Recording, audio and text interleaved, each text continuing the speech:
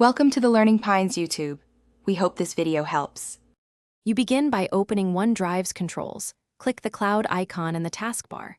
Once done, choose Help and Settings, then Settings so you can act. Make sure you're signed into the correct account and have admin rights because some options require permission. Now go to the Account and Backup tabs. This is where you'll stop automatic backups. Don't navigate away. Stay in Settings so the next step, disabling folder protection and sync, happens without confusing open windows. Next, you disable folder backup so OneDrive stops mirroring your files. In Settings, go to the Backup tab and click Manage Backup. You'll see Desktop, Documents, Pictures listed. Click Stop Backup on every folder you want to stop syncing and confirm. This removes the protection, but keeps local copies on your PC. Make sure to wait for OneDrive to finish processing each change.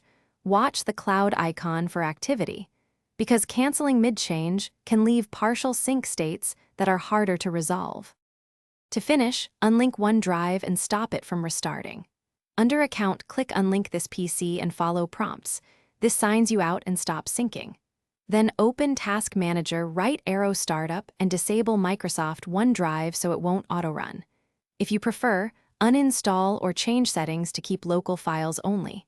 If something goes wrong, restart your PC, sign back in briefly to check sync status, and confirm local folders are intact before removing any cloud copies.